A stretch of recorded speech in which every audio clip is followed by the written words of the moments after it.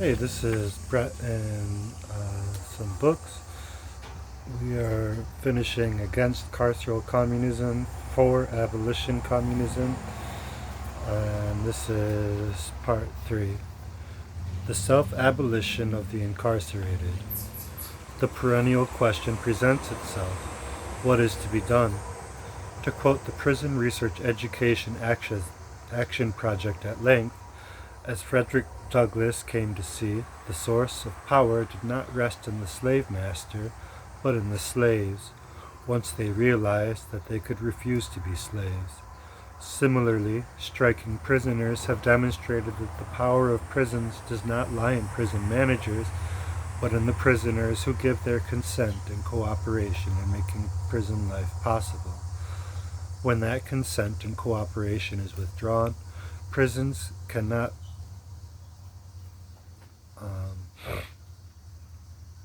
function. Those of us outside the walls need to recognize that we give our consent and cooperation to prisons. From Instead of Prisons, a handbook for abolitionists. In the same way, the proletariat also gives its consent for capitalism to continue functioning.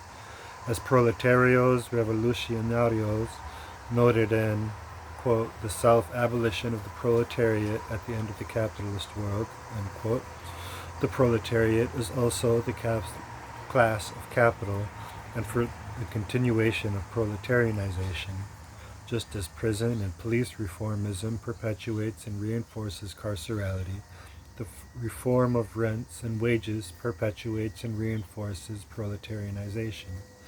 The communist insurrection must break with proletarianization and carcerality together.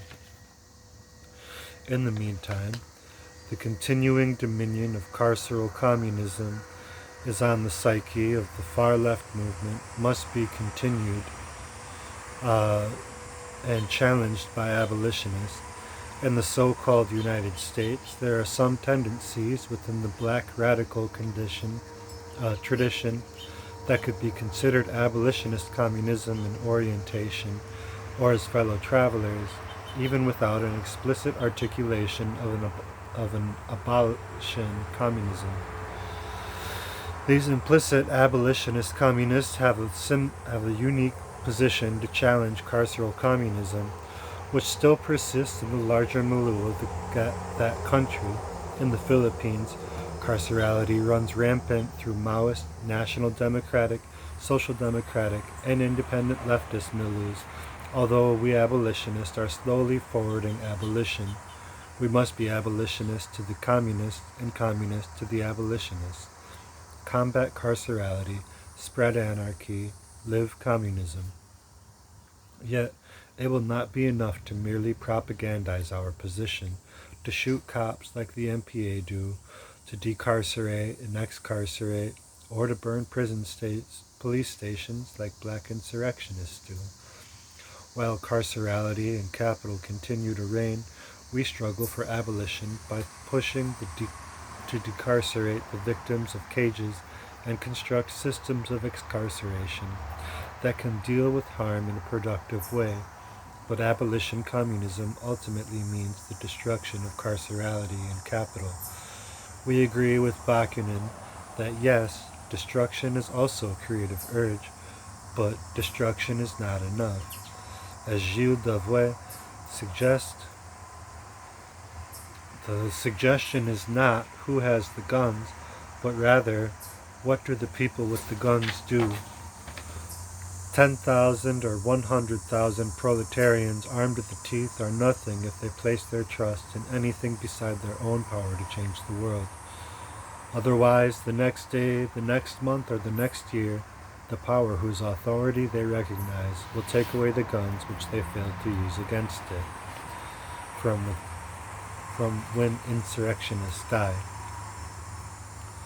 Thus, it will not be enough to wage insurrection. If the NPA shoots cops but carcerality is still reproduced by the shooters, then nothing creative is unleashed by the insurrection, and the insurrection dies. After all, the CPP-NPA Maoists have been waging a guerrilla war for decades, Yet carcerality reigns supreme on both guerrilla fronts and bourgeois strongholds.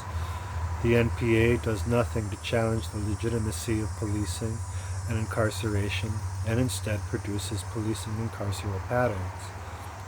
What will be required is the generalization of an insurrectionary break from which there can be no return to the status quo ante, where carceral systems of police and prisons can no longer be reconstituted. This is what insurrectionists have so far been unable to accomplish, whose possibility remains tantalizingly close in these end of times. Although there have been moments such as the burning of the Minneapolis 3rd Precinct, where carceral logic had been so thoroughly smashed and the forces of the state went into retreat, the carceral status quo was still restored. While it is in such moments that the necessity of abolition becomes a reality, such moments have failed to generalize and move to a point which there could have been no return. What is clear, however, is that without abolitionist steps, the communist insurrection risked embourgeoisement. This is what happened in Nepal, where the Nepali Maoists were able to rout King's forces. Yet, in the shadow of the retreat of the royalist police, a new Maoist police took its place. In doing so, the possibility of a qualitatively different life was extinguished, and bourgeois society reconstituted itself in Nepal, where now Maoists reign in name only. Such is the fate of the Maoist Philippine Revolution, if the Carceral Communist Party of the Philippines is left in charge of it. After all, a revolution cannot be directed on high by any communist party, nor by any party of abolitionists, communists, or anarchists, but by the self-action of proletarians striking at the world that marks them as proletarians. This, of course, includes striking at the police and prisons. In this respect, carceral communism is but the other side of the coin of carceral capitalism, for it is merely the reconstitution of bourgeois society.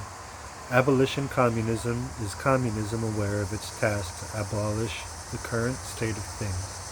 Abolitionist communists are proletarians aware of their task to abolish themselves as a class and to strike at all that proletarianizes, especially the cops. Abolitionist communists are prisoners of this proletarian society ready to smash this prison. This is the communist insurrection that abolitionists work towards. Our comrade Alfredo M. Bonanno says it best, quote, "Hurry, comrade, shoot the policeman, the judge, the boss.